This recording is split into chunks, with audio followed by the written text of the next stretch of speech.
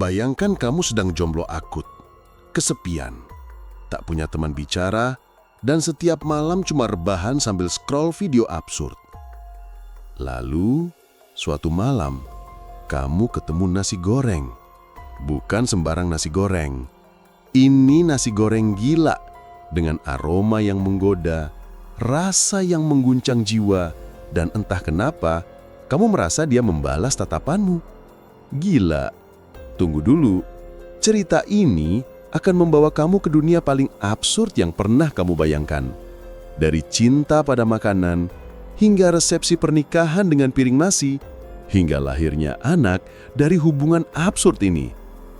Tapi jangan tertawa dulu, karena yang bikin ngakak bukan cuma kisahnya, melainkan kenyataan bahwa mungkin cinta sejati tak selalu harus manusia. Siapkan dirimu untuk tertawa, tercengang dan berkata, "Kenapa gua nonton ini sampai habis?" Selamat datang di kisah Aku Menikah dengan Nasi Goreng Gila. Jangan tertawa sebelum lihat anaknya. Kalau kamu suka dengan video ini, klik like-nya. Tulis pendapatmu di kolom komentar. Share ke teman-temanmu, dan yang paling penting, subscribe biar nggak ketinggalan cerita seru lainnya. Mari kita simak cerita lengkapnya. Malam itu, hujan turun tanpa ampun, membuat jalanan licin dan udara kota jadi lebih dingin dari biasanya. Dodi, seorang pria lajang berumur 32 tahun, baru saja pulang dari lembur kerja tanpa hasil yang menggembirakan. Hidupnya monoton, penuh rutinitas, dan yang paling menyedihkan, ia belum pernah pacaran. Pernah sekali ditolak gebetan saat SMP, dan sejak itu hatinya seperti nasi dingin, tak lagi hangat. Dengan langkah malas, ia berteduh di sebuah halte, menunggu hujan reda.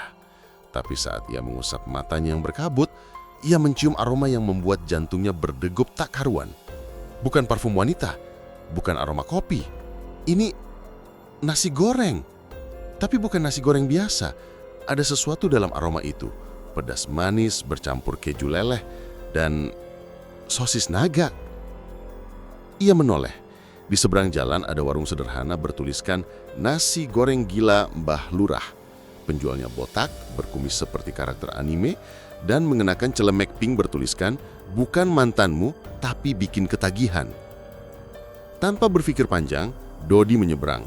Nyaris disambar motor, tapi ia tak peduli. Yang penting, nasi goreng. Ia duduk di bangku plastik yang sedikit goyah, lalu memesan, "Bang, satu nasi goreng paling gila ya, yang bisa bikin lupa mantan." Penjual hanya tersenyum misterius. "Siap, tapi hati-hati mas, sekali jatuh cinta, nggak bisa mundur." Dodi tertawa, mengira itu hanya strategi marketing. Tapi saat nasi goreng itu datang, dunia seolah berhenti. Nasi berwarna kemerahan dengan taburan abon sapi, keju mozzarella, sosis goreng, bakso iris, kacang atom, dan sebutir telur rebus yang dibelah seperti sedang tersenyum. Suapan pertama membuat matanya berkaca-kaca. Rasa pedasnya menghantam seperti tamparan, tapi hangatnya seperti pelukan ibu. Dodi terdiam, hening, lalu berkata pelan, "Ini cinta?" Malam itu ia tak hanya kenyang, ia pulang dengan perasaan yang tak bisa dijelaskan. Di atas tempat tidurnya, ia menatap langit-langit dan berkata, "Besok aku akan kembali untuk dia." Keesokan malamnya, Dodi kembali ke warung Mbah Lurah. Tanpa ragu, ia duduk di tempat yang sama dan memesan menu yang sama. Tapi kali ini, ia tak langsung makan. Ia memandangi nasi goreng itu seperti seorang ayah memandangi bayi yang baru lahir. Ia memberi nama, Nasi Goreng Gila. "Malam ini kamu cantik sekali," gumamnya. Seorang pengunjung lain melirik aneh. Tapi Dodi tidak peduli. Dunia luar tak penting lagi. Hanya dia dan nasi gorengnya. 3 malam berturut-turut, Dodi datang. Ia mulai berbicara dengan nasi goreng itu.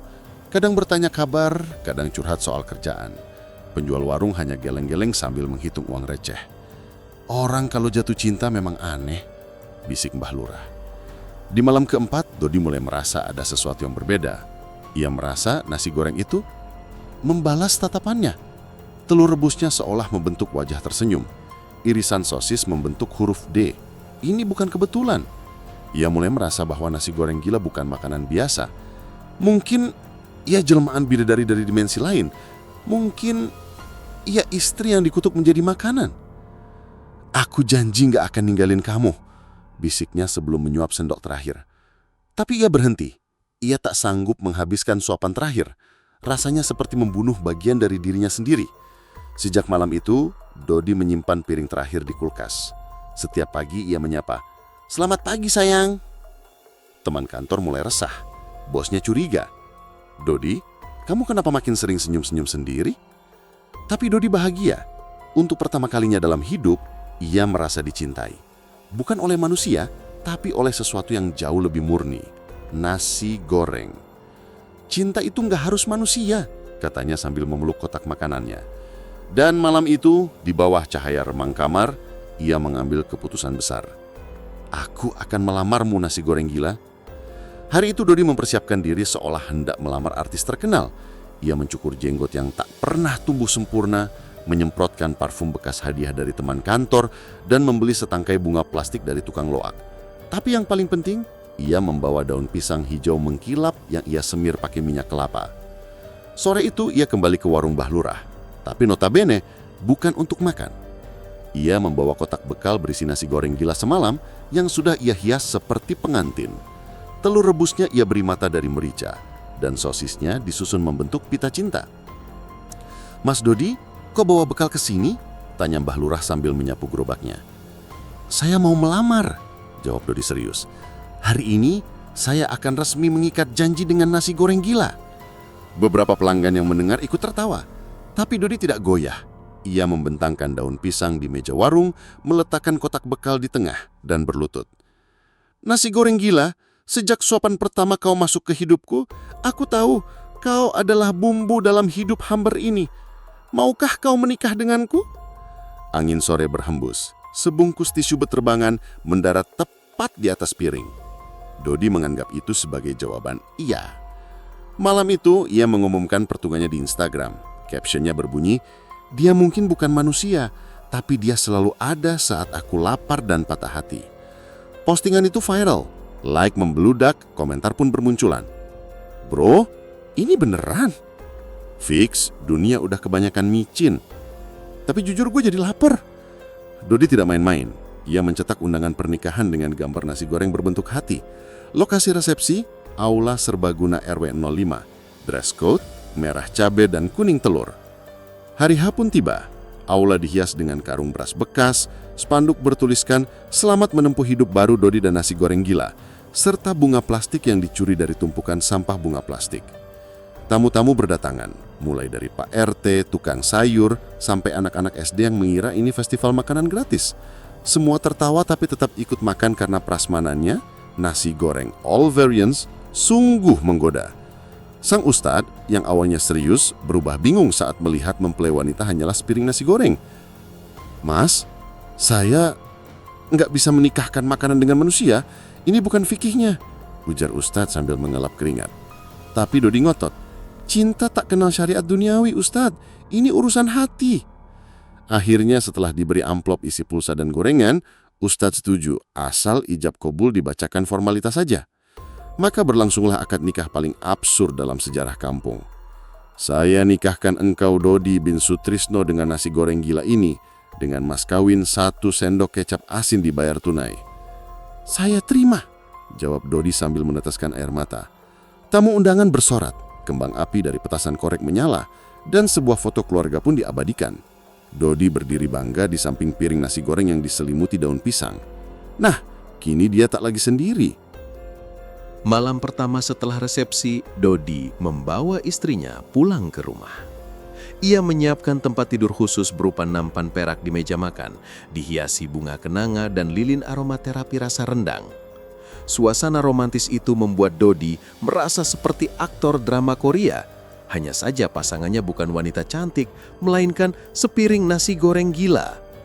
"Kita mulai hidup baru ya sayang," bisiknya, seraya mematikan lampu dan menyalakan musik lembut dari playlist Spotify berjudul Romantis di Dapur.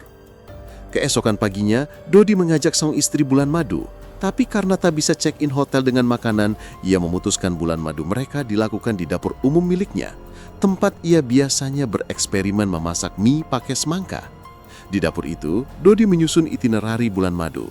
foto bersama di kulkas 2 pintu, makan malam romantis di atas talenan, dan menonton film bareng di depan microwave. Ia bahkan membuat akun TikTok berdua. Kontennya pasangan viral, nasi goreng gila dan suaminya.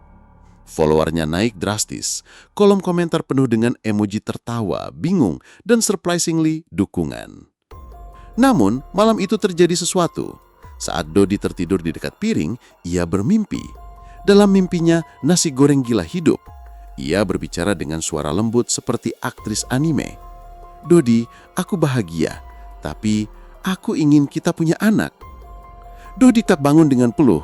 Ia menatap piring dengan haru. "Kau ingin jadi ibu?" Sejak saat itu, Dodi makin total. Ia membeli vitamin untuk kesuburan padi. Tidak masuk akal, tapi ia lakukan. Menyetel musik klasik untuk mempercepat kehamilan nasi dan menaruh irisan lemon di sekeliling dapur karena katanya bagus untuk aura ibu hamil. Malam-malam berikutnya, ia tidur dengan tangan menggenggam sendok nasi goreng. Dan suatu pagi itu Dodi terbangun karena mendengar suara lirih, "Aku ngidam." Ia membelalak mata, piring itu diam, tapi aroma nasi goreng terasa berbeda. Ada bau terasi bercampur susu. Ini pasti pertanda. Dodi langsung mencatat, hari ke-17 pasca akad, istriku mulai ngidam. Ia lantas pergi ke pasar membawa daftar belanja paling aneh, es campur jam 3 pagi, sambal setan, kerupuk yang sudah melempem, dan 1 panci bubur yang harus diaduk 2 arah bersamaan. Semua itu ia persembahkan dengan penuh cinta di hadapan sang istri. Tiap malam ia menempelkan stetoskop mainan ke piring, berharap mendengar detak jantung. Kadang ia menangis haru sambil berdoa, "Tuhan, walau ia cuma nasi, tolong jaga dia dan anak kami." Kabar kehamilan istrinya menyebar. Teman-teman Dodi mulai tidak datang ke rumah, grup WA keluarganya sunyi. Tapi di internet ia menjadi legenda. Wawancaranya masuk podcast. Cinta tak pandang makanan. Perut istrinya, atau lebih tepatnya piringnya, tampak makin membuncit. Bukan karena hamil, tapi karena Dodi menambahkan topping setiap hari sebagai simbol perkembangan janin. Bulan ke-7, Dodi menggelar acara 7 bulanan. Ia undang bidan yang akhirnya kabur setelah melihat ibu hamilnya hanya sebungkus nasi. Ia tetap lanjutkan acara, memandikan piring dengan air bunga dan membacakan doa sambil menangis. "Tunggu sebentar lagi ya nak," katanya menatap piring dengan mata penuh harap. Dan seperti mujizat, malam itu aroma nasi goreng berubah lagi. Kali ini ada campuran daun pandan dan minyak wijen. "Waktunya sudah dekat," bisik Dodi. Ia menyiapkan koper, minyak kayu putih, dan panci untuk menyambut persalinan. Karena ia yakin tak lama lagi anak mereka akan lahir. Hari yang ditunggu akhirnya tiba. Pagi itu, Dodi bangun dengan firasat aneh. Udara dapur terasa lebih hangat dan aroma nasi goreng yang biasanya gurih kini bercampur bau kencur dan minyak kayu putih. Ia mendekati piring sang istri dan tiba-tiba terdengar suara pop seperti ada sesuatu yang jatuh di dalamnya. Panik, Dodi segera menggendong piring itu dan berlari keluar rumah. Ia tak tahu harus kemana, tapi langkahnya membawanya ke tempat yang paling ia percaya, warteg Bu Jum, warteg tempat ia pertama kali jatuh cinta pada nasi goreng. Bu Jum yang sedang menyapu lantai menatap Dodi dengan campuran horor dan bingung. "Bu, tolong, dia mau melahirkan." "Siapa?" "Istriku." "Mana?" "Ini," seru Dodi, mengangkat piring di atas kepala seperti adegan Simba di Lion King. Bu Jum hampir pingsan, tapi sebagai wanita tangguh, ia menggelar alas daun pisang di meja warteg dan meminta Dodi baringkan piring itu. Dodi berteriak-teriak seolah sedang menyemangati istri manusia. "Ayo sayang, tarik napas, keluarkan, kamu bisa." Beberapa pelanggan yang baru datang bengong, lalu ada yang malah live TikTok. Komentar berdatangan. "Apa ini? Persalinan nasi goreng? 2025 makin gila. Gua nangis, beneran." Tiba-tiba piring itu bergetar, sosis dan telur bergerak. Kemudian dari tengah nasi muncul sesuatu berbentuk bundar, seperti bungkusan kecil. Dia lahir!" teriak Dodi. Semua menatap dengan ngeri. Dari balik tumpukan nasi, muncullah sebungkus nasi uduk mini. Bentuknya lucu, dibungkus daun pisang dan punya 2 mata dari telur puyuh serta bibir dari potongan tomat. Dodi menggendongnya sambil menangis. "Namamu Uduk Junior." Beberapa hari setelah kelahiran Uduk Junior, Dodi hidup seperti ayah baru. Ia membeli stroller untuk membawanya keliling kompleks, menyusui pakai pipet berisi minyak goreng, dan membacakan cerita sebelum tidur dari bungkus mie instan. Tetangga-tetangga mulai khawatir, anak-anak kecil takut, tapi Dodi bahagia. Anakku mungkin terbuat dari nasi, tapi dia tetap darah dan garamku. Ia bahkan mencoba mendaftarkan Uduk Junior ke PAUD lokal. Petugas administrasi hampir memanggil polisi setelah melihat anak yang dibawa Dodi hanyalah bungkusan nasi dengan mata telur puyuh. Maaf Pak, kami hanya menerima manusia, bukan sarapan. Tapi Dodi tak menyerah. Ia buatkan akun Instagram untuk anaknya, @udukjuniorofficial. Isinya foto-foto Uduk dengan caption seperti "Anak pintar hari ini bisa duduk sendiri", disertai foto Uduk diletakkan di atas kursi kayu. Followernya meledak. Banyak yang mengira ini parodi, tapi Dodi menanggapinya serius. Ia menulis status haru. Jangan remehkan cinta, kadang ia datang dalam bentuk yang tak bisa kalian cerna secara harfiah. Namun masalah mulai muncul. Uduk Junior cepat basi. Meski disimpan di kulkas, aromanya mulai berubah. Warna daun pisangnya menguning. Dodi panik. Ia membawa anaknya ke rumah sakit, memohon kepada dokter agar menyelamatkan anak saya dari pembusukan. Dokter hanya bisa berkata, "Mas, ini makanan. Kami tidak punya ruang ICU untuk nasi uduk." Dodi menangis, memeluk Uduk Junior yang mulai mengeluarkan air santan. Ia tahu waktu mereka tak lama. Malam itu, Dodi mengenar doa bersama. Ia undang netizen, teman lama, bahkan penjual cilok. Di depan lilin, ia berkata, "Terima kasih sudah menerima keluarga kecil kami." Dan menjelang tengah malam, dengan alunan lagu sedih dari orkes keliling RT, Uduk Junior pergi. Daun pisangnya hancur, telur puyuhnya mengering. Dodi memakamkannya di pot tanaman, menanam sebutir biji cabai di atasnya. "Tumbuhlah jadi sesuatu yang pedas, Nak," bisiknya. Seminggu setelah kepergian Uduk Junior, rumah Dodi berubah sunyi. Tidak ada lagi aroma nasi yang membahagiakan. Tidak ada lagi suara-suara khayalan dari telur puyuh yang mengedipkan mata. Dodi mulai kembali makan makanan biasa, dengan rasa bersalah tentu saja. Namun hubungan dengan istrinya, nasi goreng gila, mulai retak. Sejak kehilangan anak, Dodi merasa nasi goreng gila menjadi terlalu pedas. Betul-betul pedas. Sambal setannya seperti menusuk jiwa. Ia merasa diabaikan. Tak ada lagi kehangatan seperti dulu. "Apa kamu berubah karena kehilangan Uduk? Atau kita memang sudah tak cocok lagi?" bisik Dodi sambil menatap piring. Setiap malam, piring itu tetap di meja makan. Tapi Dodi mulai menjauh. Ia mulai menyendok makanan lain. Suatu malam, ia memesan mie ayam dari ojek online. Ia makan di balik pintu, diam-diam, seperti suami yang berselingkuh. Namun rasa bersalah menghantamnya. Ia berlutut di hadapan piring. "Maafkan aku. Aku hanya butuh rasa baru."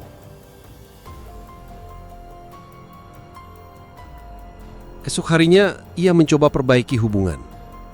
Ia buatkan topping baru, abon pelangi, taburan seaweed, bahkan minyak wijen impor. Tapi nasi goreng itu tetap pedas, terlalu pedas. Lidah Dodi terbakar, hatinya pun demikian.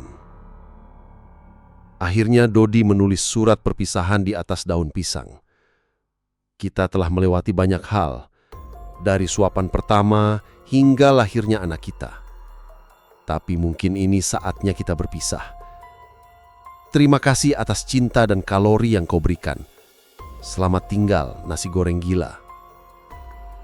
Ia menaruh surat itu di piring, lalu membawa piring ke sungai kecil di belakang rumah. Dengan iringan lagu sedih dari HP-nya, ia mendorong piring itu mengalir bersama arus. "Selamat jalan cintaku, jangan basi di jalan."